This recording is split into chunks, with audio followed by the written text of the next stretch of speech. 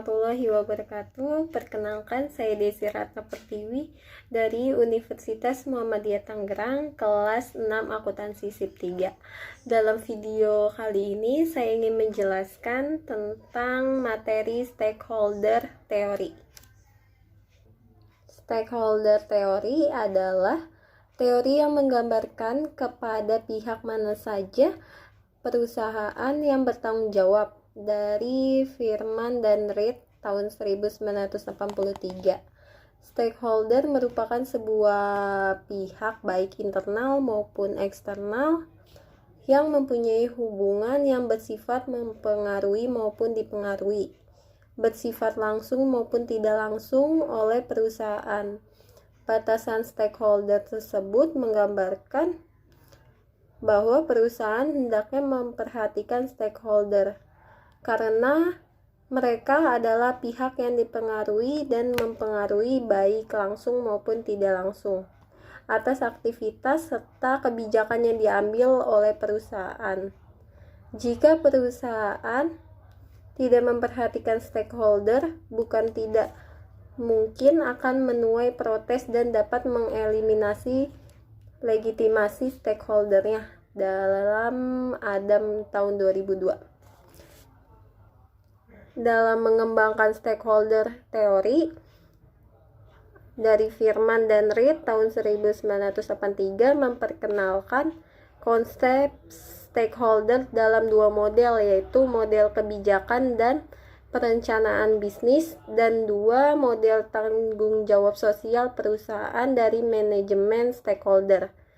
Pada model pertama, fokusnya adalah mengembangkan dan mengevaluasi persetujuan keputusan strategis perusahaan dengan kelompok-kelompok yang dukungannya diperuntukkan untuk kelangsungan usaha perusahaan. Dapat dikatakan bahwa dalam model ini stakeholder berfokus pada cara-cara yang dapat digunakan oleh perusahaan untuk mengelola hubungan perusahaan dengan stakeholdernya.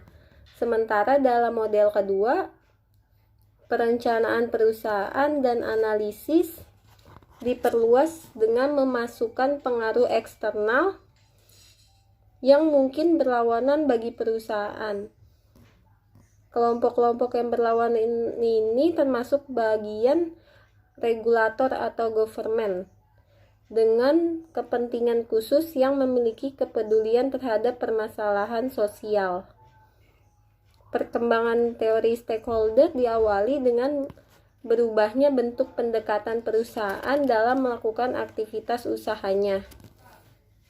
Ini dari Lesmana dan Tarigan tahun 2014 yang menjelaskan terdapat dua bentuk dalam pendekatan stakeholder, yaitu Old Corporate Relation dan New Corporate Relation.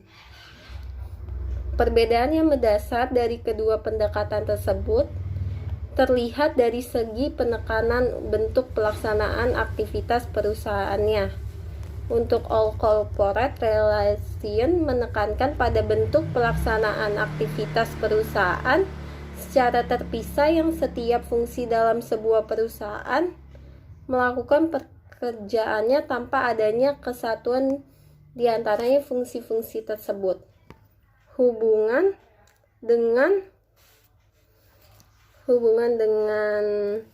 pihak luar perusahaan hanya bersifat jangka pendek dan sebatas hubungan transaksional saja tanpa ada kerjasama untuk menciptakan kebersamaan bersama.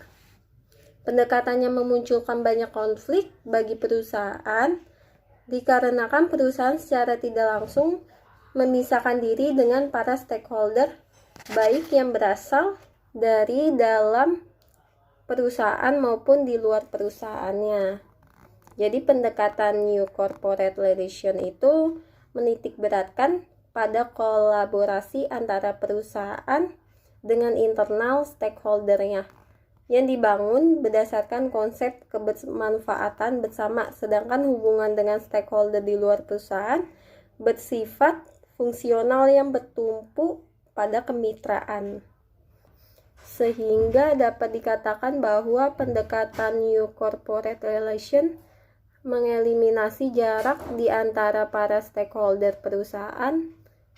Perusahaan tidak lagi mengklusifkan dirinya dari para stakeholder, sehingga dengan pola hubungan semacam ini, arah dan tujuan perusahaan bukan lagi berorientasi pada menghimpun kekayaan sebesar-besarnya, namun lebih kepada pencapaian pembangunan yang berkelanjutan.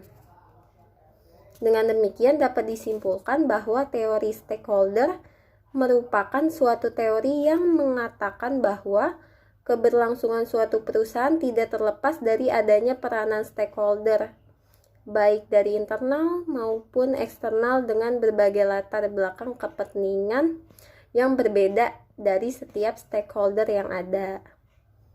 Satu variabel yang memiliki hubungan dengan teori stakeholder adalah variabel corporate social performance, yaitu penerapan corporate social performance dapat menjadi strategi perusahaan untuk memenuhi kepentingan dari para stakeholdernya.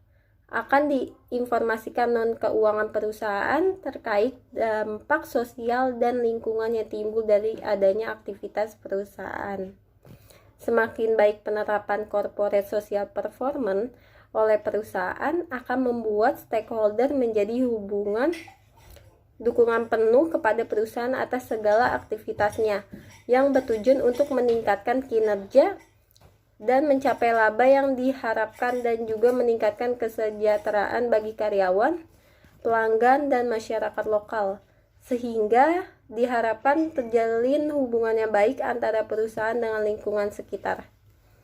Selain itu, teori stakeholder juga memiliki keterkaitan dengan variabel knowledge management.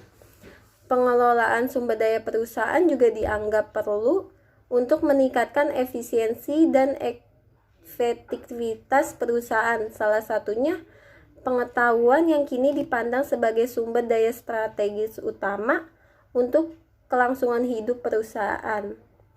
Penerapan knowledge management atau manajemen pengetahuan merupakan salah satu cara perusahaan untuk menghadapi persaingan dan tuntutan yang semakin tinggi. Pengetahuan merupakan aset yang harus dimanfaatkan oleh perusahaan guna mencapai kepentingan perusahaan dan para stakeholdernya. Pihak stakeholder internal turut berperan aktif dalam mengelola manajemen perusahaan agar dengan keikutsertaannya dalam mengelola manajemen pengetahuan dan meningkatkan mutu pengetahuan di dalam organisasi itu sendiri, sehingga dapat meningkatkan kinerja manajemen. Dengan meningkatkannya kinerja manajemen akan mempengaruhi stakeholder eksternal, sehingga stakeholder eksternal yakni bahwa perusahaan tersebut bisa bersaing dengan era globalisasi seperti saat ini serta dapat tercapainya tujuan perusahaan. Sekian video penjelasan tentang stakeholder teori. Kurang lebihnya mohon maaf. Wassalamualaikum warahmatullahi wabarakatuh.